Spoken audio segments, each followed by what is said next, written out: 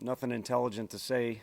Plus, y'all are probably wanting to get home, but I'm just appreciative to be a part of that thing. It was special for both sides. There's a lot of plays you can analyze if you want to, but they all make up one crazy game.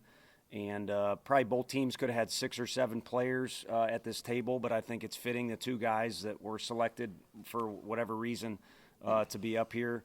The guy to the left obviously was incredible on the mound, but the presence was more incredible than anything. I mean, he hasn't been starting, so I think he ended up at about 100 pitches, and I tried to take him out, but he gave me the Heisman. So I went back to the dugout, and then at one point in the dugout, he's got Austin Jasloff, who had a big play for us, massaging his arm, and I'd never seen that before. But it was, I want to do this for the team. I want this for the team, and obviously laid it on the line and, picked up to his buddy Doe, and then Halvey took the ball from him and did what he did. And then the guy to the right of me, it wasn't, he comes in, it's his first year in our program despite knowing the kid, and it was not a pretty fall. It just wasn't. It was a tough one. And, our team has kind of moved forward and formed its own personality.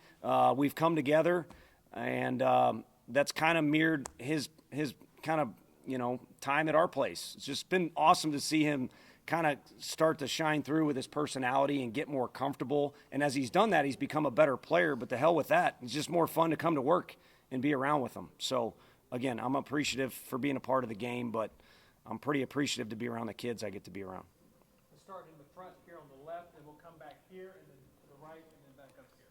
Tony, how rewarding is winning a game like that when your team shows the mental fortitude they did, especially given that earlier in the season that might have been lacking? Yeah, no, I think, again, it shows progress. And that's what you want. It's tough. Spoke with my dad, and I don't know what he did, but all the teams he coached in different sports, they always seem to peak at the end of the year, and there's no recipe for that. And, you might play your best stat sheet game somewhere in the middle of the year. But really, if you can map it out, and both teams that played in that game, Clemson and ourselves, I've heard the announcers compare the both of us as teams that didn't start out great, had to kind of find out who plays this position, who goes where, and it just makes it more rewarding at the end.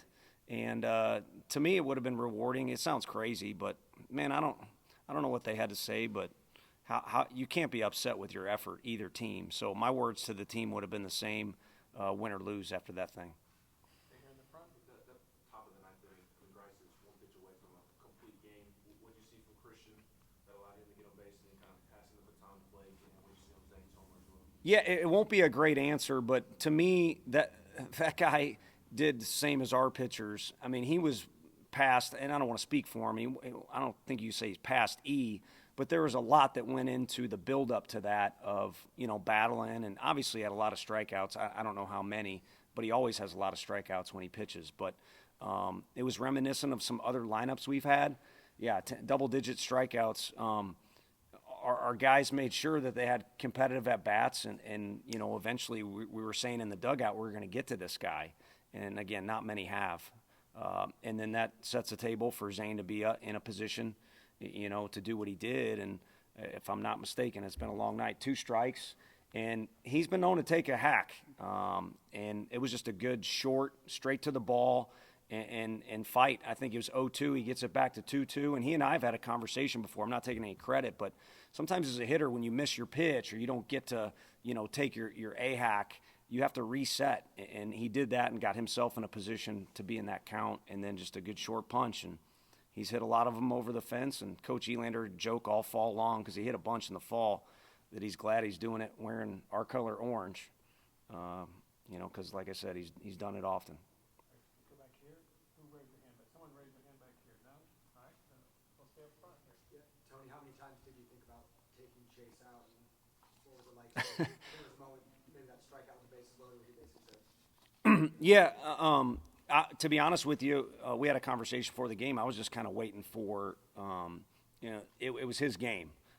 It was going to be the combination of 2 guys that are first-rounders and are going to have lengthy careers in the big leagues, not just because of their stuff, but how they go about their business. So that was what we, thought of as our best punch, and we were going to start Halvey later in the deal if we needed to. So, we obviously didn't fall off with his stuff, but Just expected him to come to me. And when he did, he said to get Halvey hot. And then he said again, but I can get the team a few more outs. And again, Halvey was pretty sharp, but to me, the difference might have been in the entire game, just those extra outs when we were wanting to take him out, and then a couple extra too, like you said, when he refused to leave the game. So back here. Zane, a couple hits in front of you kind of set the table in your at-bats, down 2 strikes and all that. What did you see? What were you waiting on, and ultimately did you find the pitch that you liked and was able to put a score on? So I was just trying to battle and just keep the game alive. And luckily I got a fastball I could handle. And I'd swung through 2 fastballs already. And so I kind of already knew what it looked like. And he gave me one over the plate. So just put a good swing on it. Stay on the right here in the front, then back over here. Chase, was tonight your first successful stiff arm on Tony when he was making a change? And maybe you could just walk through that 10th inning. Yeah, I don't think I've ever done that to a coach before, but it was a big opportunity, and I thought I could go back out there. I knew my body the best, so when I saw him come out, I just waved him off. Yeah. And then what about that 10th inning? I don't even know if I remember what happened, to be honest. I think we had bases loaded, punch out, and then a double play. I mean, you make the decision to play the guys back, and that comes from Coach A. And those 2 guys turned a hell of a double play. It was hard workers working hard for a hard worker, Let's go here in the front, and then do you, and then back here. Tony, how do you go about managing a game like this when you got Ethan Payne at first, the threat from a double play, the bunts from him? How do you juggle a lot in the bullpen in a game like this? Yeah, again, I mentioned my dad, and he told me the first thing he said, I thought congrats was coming, and he said I would have done a lot of things differently. And I said the same thing. I mean, once the game's over, I think both sides would be wasting their time saying this pitch or this play. At no point in that game was there a lack of effort. And when you got young guys out there, there's going to be some goofy things happen, some good things and some bad things. But a lot of that stuff is kind of talked about. We had several different meetings the last 2 days, just kind of trying to envision scenarios. And again, we're towards the end of the year, and we had to go through a process we didn't have to go through on certain occasions with our teams in the past, where we had to kind of figure out who can do what and who can't. And we trust all these guys. There's some guys that haven't pitched yet, and some guys that haven't swung the bat. And obviously, we trust our 2 catchers. You talk about managing the game. I'd be remiss if I didn't at least bring it up. Check the resume, man. I joked with. I'm talking about Frank. I joked with Kyle Peterson the other day because ESPN came to talk to a few people, and I said, talk to him. He's the one that gets it done. And, again, the resume is pretty strong.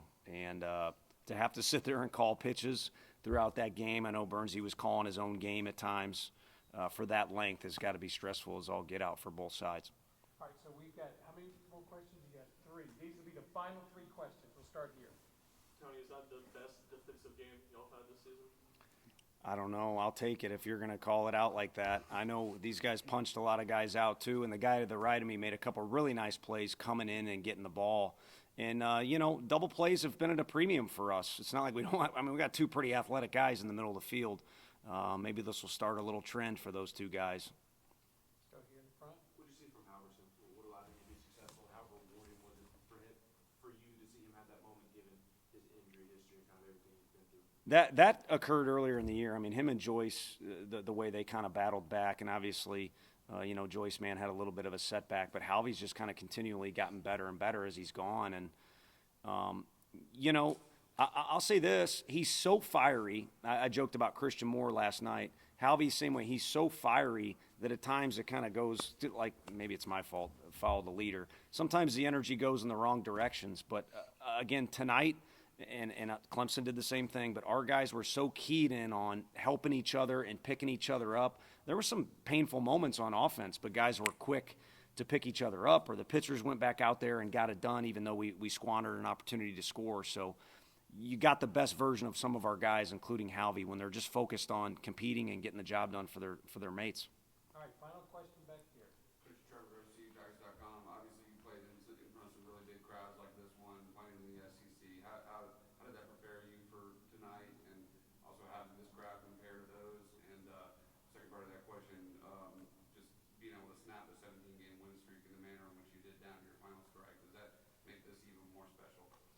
Yeah, I'll answer the second question after the first one.